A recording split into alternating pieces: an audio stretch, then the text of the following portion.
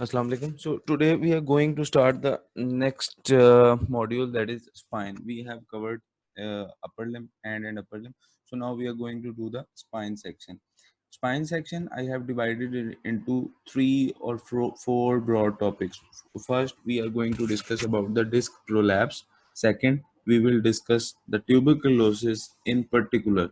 I will try to upload the video of Viva and history of tuberculosis in particular, because that's an important topic. Disc prolapse, last time there was a case at the Lahore center of disc prolapse, and although 50-50 was the result, 50% candidates passed, 50% couldn't. But let's see that what examiner needs in spine examination case. I hope you have seen the video of disc prolapse spine patient. The only thing that I would say you must add in the video is reflexes, ankle reflex, patellar reflex, and the plantar reflex. I have missed that in the disc prolapse video, I think, but it is present in the scoliosis. So you need to add the reflexes. So let's start with the spine history examination and how the Viva will proceed. So we will particularly discuss the disc prolapse case. Among the history, same things. First of all, you will go for the name, age, sex, occupation, address, and dominance of the hand. Then comes the presenting complaint. What could be the presenting complaints in these cases? So the presenting complaints, mostly these are pain, numbness, difficulty in walking, and in very rare cases, the presenting complaint can be of weakness of lower limb of a particular movement. So these will be the presenting complaints. Now, if we see how history of presenting illness is important, first of all, pain. You will describe the pain. It's better to inquire more about the pain, any history of trauma, or any episode of trauma. Try to explore and any kind of weightlifting or anything. You will describe the pain, all the components of the pain, pain site, pain onset, pain radiation, pain aggravating factor, pain relieving factor, associated pain, all in one line. If the intensity of the pain is different at the presentation and at the present level and when it started, then you give in two separate lines. You will say when the pain started, the intensity was this, associated pain was like this, but now the pain is has settled and now the pain characteristics are as such. You will tell about the numbness. Now, when the pain started, how it started, and then you will tell about the treatment. The patient first went to Hakim, or the patient first went to doctor. He advised bed rest and these medicine. In the first paragraph, you have to describe the presenting complaint and whole of the treatment that the patient has taken particularly for that. I have written any kind of brace, physiotherapy, any kind of intra-articular steroid injection. Please add in the first paragraph. I would say this. Now, the first paragraph is important in these aspects, that you will explore the pain and you will try to relate pain somehow with any kind of his activity. If you don't find any source, then you can proceed as such. Second paragraph is very important, as we have make the second paragraph for disability. But in disability, in spine cases, it is important, because if the patient has complaint of difficulty in walking, now you will discuss the difficulty in walking in this paragraph. Disability in walking, difficulty in walking. Then in this paragraph, inquire about claudication. So your questions must be enough that the examiner in history realize that you know the difference between vascular and spinal neurogenic claudication. So walking distance is very important. Examiner likes to ask that whether the candidate has asked about the walking distance before the pain starts. All the question about the claudication you must ask in second paragraph. Third thing that is very important, if there is any neurology, you must ask in history. Any kind of numbness, you will say any kind of numbness. You will say any kind of uh, weakness of any movement, you can ask in second paragraph. Then comes the third paragraph. Third paragraph, systemic and chronic ailment, we will rule out like we do starting from the ear, nose, throat, thyroid, cardiovascular, respiratory, GIT, and genitourinary. Then first paragraph, second and fourth paragraph is now important. Rule out all the inflammatory causes. Like we do, we ask the questions: morning stiffness, redness of the eye, urination, any kind of associated pain in small joints of the hand. Ask about TB, and the detail of TB I have written here, but we will discuss it in the other case that we will discuss about the TB. Then past medical history, Hakim medication, chemo, radio, medical, surgical treatment, transfusion, and allergy. Past personal history, you will ask about his smoking is very important to be asked in such cases, because smoking has a relationship to the degenerative disc disease. You all know that smoking increases the risk of degenerative disc disease, and any kind of other uh, uh, associated ailment or personal history is important. So rest of the history you all know. Coming on to examination, as I have told you that examination video has been uploaded, and I think the all the confusion about the examination must have been sort out. If you have any confusion about the history and examination, I will take few questions, and then we will proceed to viva, that how the viva will take place.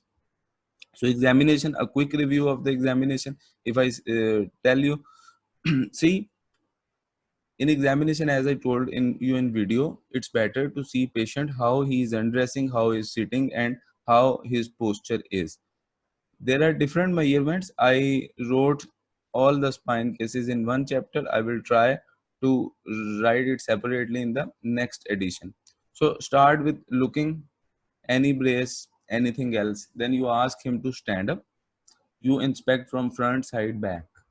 So I told you that the posture can be hip and knee can both be in flexion because of the pain, or the patient has difficulty in standing even. Then after inspection, you will ask for the gait. He can have antalgic gait.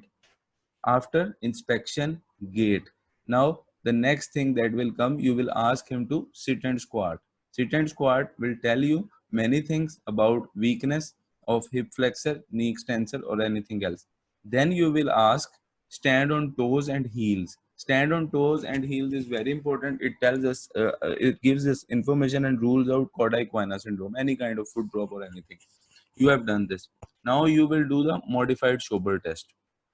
Modified Schober test, I told you that even in disc prolapse, modified Schober test can be positive. So you may need to perform the test of ankylosing spondylitis, that is wall test, chest expansion. So after that, we have performed everything that was needed in inspection. And sorry, the last thing, Trendelenburg test. Do not forget Trendelenburg test. So inspection from front, side, back, gait, sit and squat, stand on toes and heels, and then modified Schober test. If required, test of ankylosing spondylitis, and at the sixth number, Trendelenburg test. Now you are done.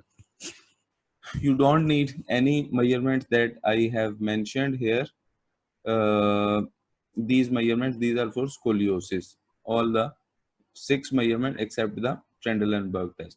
Then before asking him to sit, you will screen the movements of the spine: forward flexion, extension, rotation, and lateral bending.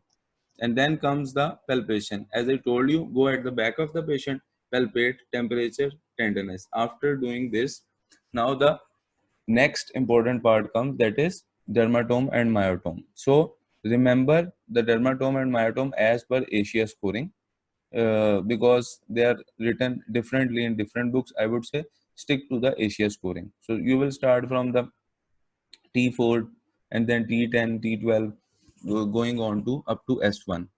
Now you have checked the dermatome, you have checked 2 myotomes of hip flexor, knee extensor in the sitting position. You ask him to lie down. Now the patient is lying, and while he is lying, you will check the rest of the myotomes. Now you have checked temperature, tenderness, neurology, dermatome, myotome. You will check the pulses, and then you will check the reflexes. Check the plantar reflex, check the ankle reflex, check the patellar reflex. Now, there can be, if you feel any case in which there are signs of upper motor neuron lesion or lower motor neuron lesion, then you can go for Babinski and Clonus. So, although it's rare, but you must keep in mind, and you can add in your notes somewhere that Clonus and Babinski can also be added. So after doing all this, I have written here dermatomes, myotomes. So after that, now the special test for disc prolapse. These are straight leg rest test, Lazig and bowstring, as I have shown in my video. And then in the straight position, I added two tests, Shinfield test and log roll test, to rule out the pathology in the hip. You must be knowing log roll test and Shinfield test. So you must be knowing that. And then comes the at the end femoral nerve stretch test in prone position and sensation around the anal canal. So I am stopping right here. I want to take any question if there are, and then we will proceed to Viva, how the Viva will go, because Viva is very important. Now, till now we have clear history and examination with the video of examination. Now I'm going to or you can text me. So I will unmute the person who has any question about history and examination. See, I will text here any question about history and examination. If anybody has, he can raise his hand or he can send me the message. Any question by anyone? Should we proceed to the Viva?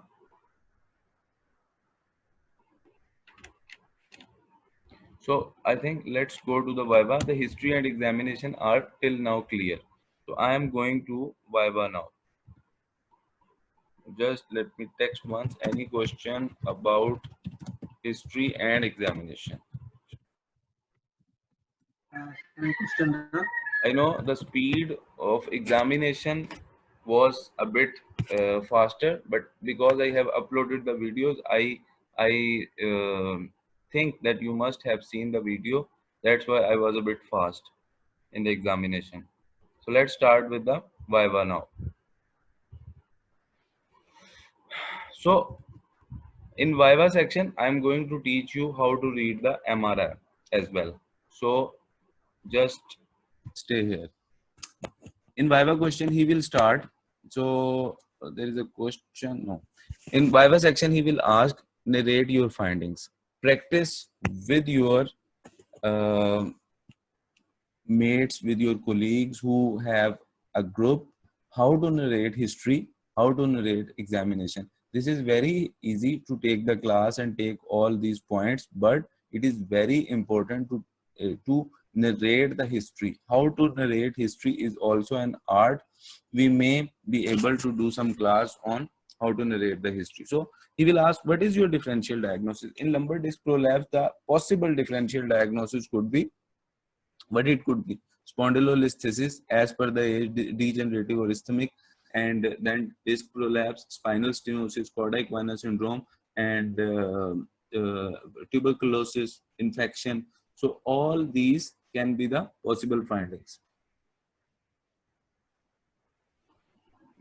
Okay, so then you will ask, I want to, the examiner will say what you want. You will say, I need the X-ray first. You are, I think you are able to describe the X-ray finding. Then biochemical investigation to rule out tuberculosis and infection. Then MRI films. So MRI film, there are three sections: coronal, sagittal, and axial. We all are able to describe the sagittal section, but we have difficulty in describe the axial section. So I have added few films, and I hope after this you will be able to describe it. Few examiners who have special interest in spine, they like that the candidate must know how to describe the axial axis. Now these are the three films. This A is T1 weighted, B is T2 weighted, and C is gadolinium enhanced T1. So you can see the white fluid over here. This signifies T2, and there is no white there is blackish. So what are the possible findings here? We have two possible findings, that there are signal changes in this vertebra and in this vertebra, and there is also a disc prolapse at L5S1. So L5, 4, 3, 2, 1. At L1 there is intra-body anything. This can be anything. This can be infection, this can be some kind of, you can add tumor, infection. And how to read this MRI? First of all, this is anterior longitudinal ligament, this is vertebral bodies with intervertebral disc, this is posterior longitudinal ligament, this is spinal canal, these are spinous processes. Apart from this, what you must know, if there is TB, there will be collection over here. If there is infection, there can be collection over here or posteriorly. If there is disc prolapse, see, this is the disc prolapse, very slight disc prolapse with no compression. So you must be able to diagnose if there is a disc prolapse with compression or without compression. So, and when describing the vertebral body, divided into three parts: upper one third, middle one third, and lower one third. So let's go to the next MRI. See, this is sometimes we are so much stressed or tensed in exam that we are unable to find a level of L5 or S1. So just relax and see the most prominent last intervertebral disc, that will be L5S1, not these one. So what you need to know, these are spinous processes, the bumps, this is spinal canal, nerves with spinal fluid, and in this MRI this is almost unremarkable, there is no positive finding. Coming on to this, what is this? This is also T2 weighted image. Among my positive finding, there are multiple degenerative discs at the L3-4, L5-S1, L2-3. So there are degenerative discs and increased lumbar lordosis. So you must be able to pick every single finding. How I can see that the disc is degenerated or not? The degeneration of the disc is seen. See, this is a disc at this level. You see a whitish and material inside, round whitish, and around it a blackish material. But if you see any extrusion of this whitish material or change in density, like there, you see that this whitish material is not that enhanced in both the films L2-3, L3-4. So it means that degenerative disc has started. And now how to correlate the sagittal image with the axial image? See, this is sagittal section T1 2 weighted, T2 weighted image, T2 weighted image, and there you see a large disc bulge. You can see which is causing compression. When the positive finding will include disc bulge, compression, obliteration of the spinal canal. See, the compression is causing obliteration of the spinal canal. How to shift it there? I will tell you after two more slides. There you see. What do you see here? There is also disc bulge that is causing spinal obliteration of spinal canal and severe compression. Now, these films tell us some information. What information they tell us? They tell us whether it is posterolateral or it is transforaminal. If you see this film, I will tell you, see, this is disc, this is thecal sac, this is posterior arch. These are the neural foraminas at the right and the left side. When you see a disc at L4-5 level, the nerve root that is traversing at that level, okay, let me zoom it. So if you see this one, this disc, I'm having a couple of messages. Okay. So if you see this disc at the L4 and L5 level, you know the traversing nerve root is L4. So L4 will be going this and this way, and posteriorly you will see the L5. Posteriorly the lower nerve root is involved, and traversing nerve root is involved at the L4 level. So this thing will help us to identify the exact nerve root level. So if we come over here in the next image, let me show you. See this one first. What is this? This is HNP in the canal. This black is the herniated nucleus pulposus, and this white is the compression that is causing this herniated disc. Now, if I delete this and zoom this, this is very important because this is important to tell you about the level as well. See, this is L5 nerve root. This is L4 root. This is L4 root. So what do you suspect? What level is this? This is between L4 and L5 because in between L4 and L5 we have L4 for traversing nerve root and L5 posteriorly. These are the two facets. We are able to see anterior facet and posterior facet both. L4 lumbar disc, 45-year-old man T2 axial weighted image. So you see T4, whitish shadow over here. Okay, I think there is issue in the sound for some people. Let me sort it out. I think I have keep this speaker as well. If anybody finds any difficulty, he can rejoin. I'm having sound problem too. So let me sort it out. Still the sound problem. Okay, let me see. Now the sound is better or not?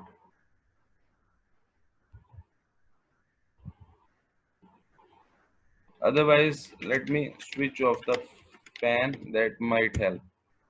Just tell me now the sound is better in this way or better before. अब खराब है. Maybe mic में कोई issue आ गया. अब sound खराब हो गया.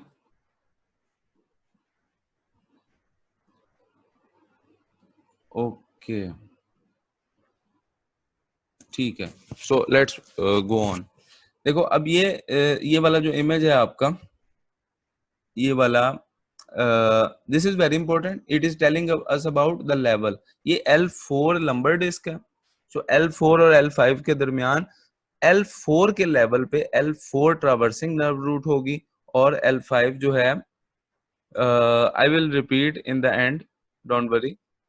So ये L4 नर्व रूट लेवल है और ये L5 और S1 है. So लास्ट स्लाइड पे अगर आप जाएं, एक्सियल सेक्शन को कैसे आपने पढ़ना है. So you see this is disc, this is thecal sac, this is posterior, these are the facets, anterior facet and posterior facet. Both facets are visible. This is the neural foramen. So in the neural foramen at the lumbosacral level, we have the traversing nerve root. In for example, in L4 and L5, the traversing nerve root will be at this level, L4, and L5 will be at this level, like this slide. L5 nerve root and L4 is there. So this is L4 level because as you know at the L4-5 level the traversing nerve root is L4. The actual traversing nerve root is L4.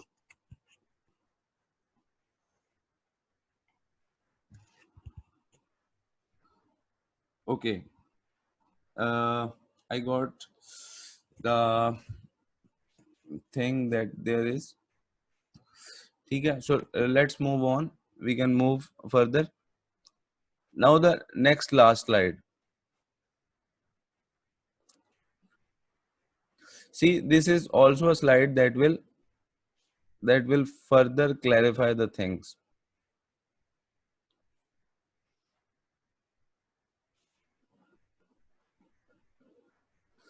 अब ये देखो, ये है slide एक और.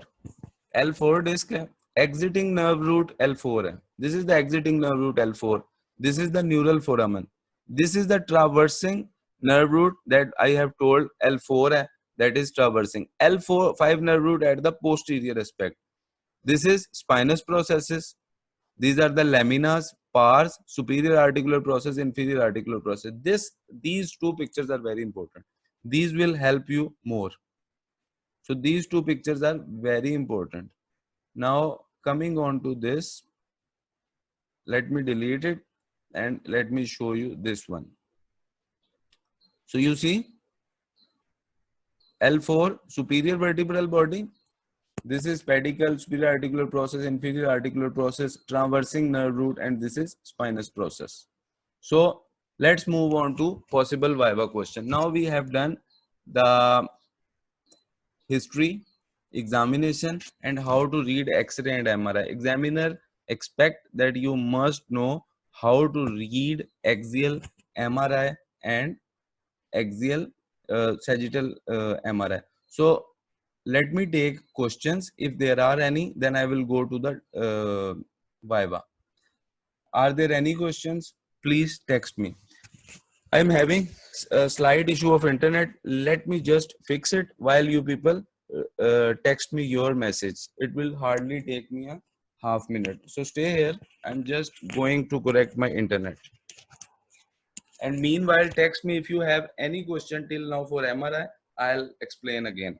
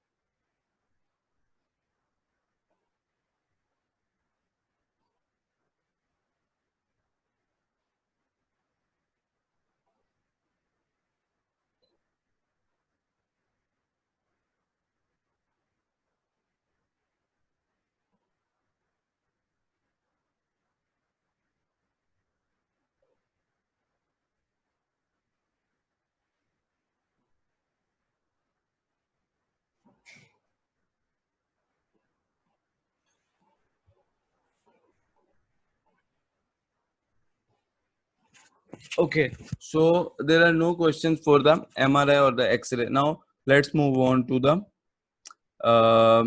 viva. So what are the possible questions in the viva? The viva of spine, mostly examiners, they are not much into the spine in their practice. So sometimes the viva is at the moderate level. But if you are not lucky enough and you got into some examiner who is doing a lot of spine, then you can have some problem. First of all, he will ask, what is your diagnosis? Now you have seen the MRI, so no need to give any kind of differential diagnosis that is going to irritate the examiner. Give your diagnosis. You have seen X-ray, you have seen MRI. The next question, what type of herniation in this correlate clinically, radiologically? Can you tell which type of herniation? And he will ask you the basis of your answer. So there are different types of herniation. You must be know. Central, posterolateral, axillary, intraforaminal. So there are different types. I have already told you that I can only tell you questions. You have to see the answers. You have to search the answers yourself. So I can only help you in help regarding the questions. So what type of herniation is this? He will ask you. You will tell him whether it's posterolateral or intraforaminal. You have told it posterolateral है कि intraforaminal है.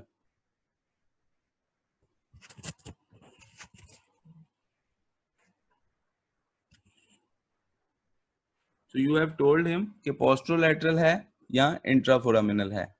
अब now you have told sir it's intraforaminal. He will say okay, it's intraforaminal at which level? At L4 or L5? You will say sir it's at L4. He will say okay, which nerve root it will involve? As I have told you, at the L4 level traversing nerve root is L4 and the posterolaterally L5. So you must be able कि L4 किसको involve कर रही? Ankle dorsiflexor, dermatome and myotome of every nerve must be at your fingertip. L4 L5 S1. S1 ankle plantar flexion. L5 extensor hallucis longus. Sensation at the medial border of the foot. S1 sensation at the lateral border of the foot. L4 sensation at the medial aspect of the calf, and L4 ankle dorsiflexion. L3 extension of the knee, and L3 sensation anterior aspect of the patella. Various types of disc herniation. There are various types of disc herniation. You must be knowing anatomical disc herniation and the other classification, that is protrusion, extrusion, and disc prolapse. So these all must be known. Then comes the, what are the various types he has asked you. He can ask you, what are these different terms: spondylolisthesis, spondylolisthesis, and spinal stenosis or sciatica. So he can ask you about these as well. Very important and favorite question of most of our examiner is, what are the red flag signs? You must be able to know the red flag signs. I have told you, I can only tell you questions. You have to sort out, you have to find answers. These are just your notes about what questions can be asked. Then you must be able to know what is the difference between neurogenic claudication and the vascular claudication. So the claudication difference is very important, because the neurogenic and vascular claudication, red flag sign, these are favorite questions of examiners. All the old examiners, they like this question.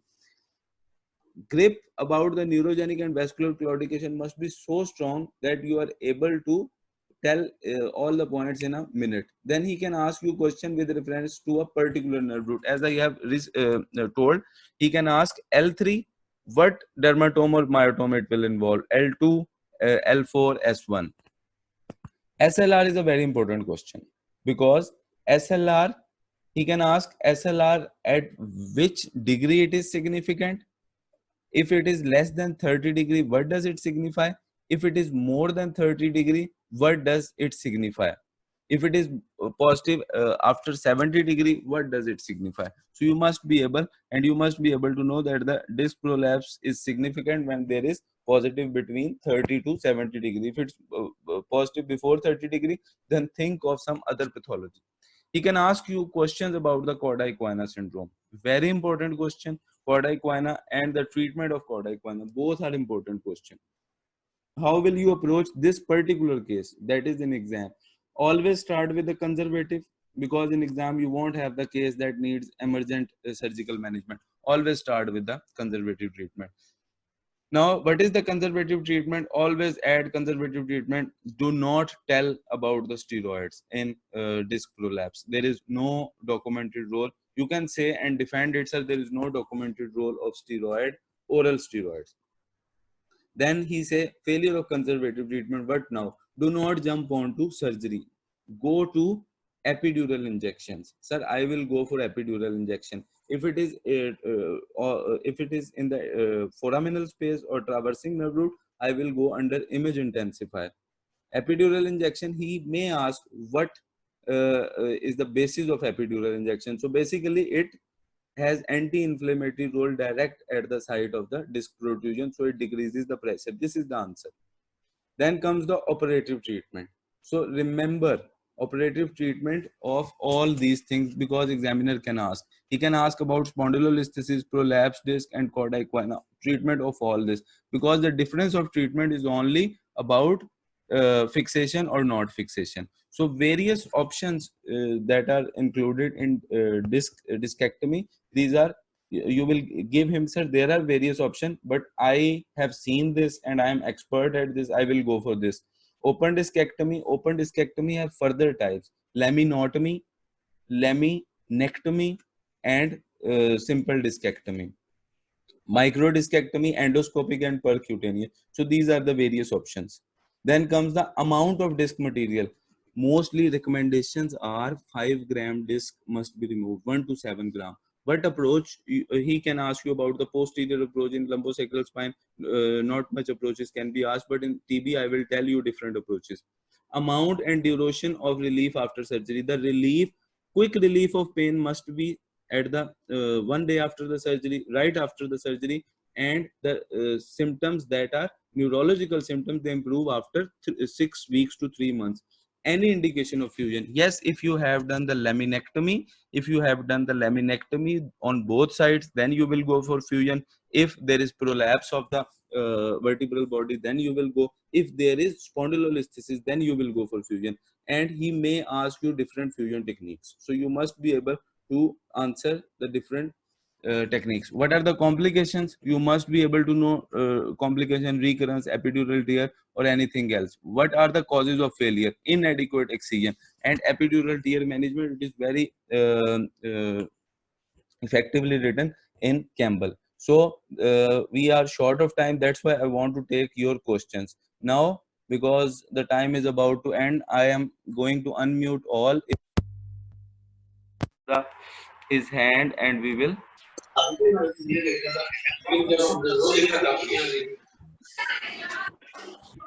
If anyone has question, ask. Time is too short.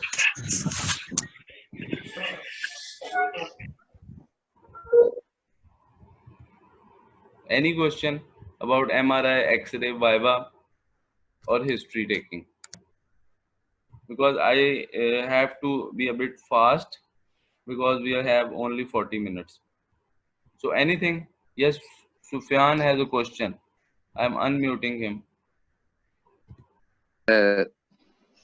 Ji, Sufyan. Can you hear me, sir? Ji, sir. Sir, how can we differentiate between compressive and non-compressive disc prolapse in a sagittal view of MRI?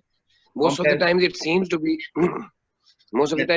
be compressive, but usually radiologists. This is a good question, because but in exam you will be going for the MRI after clinical examination. So for compressive disc bulge, you will say that on MRI it appears to be compressive disc bulge, but for verification I will go and check the neurological status of the patient.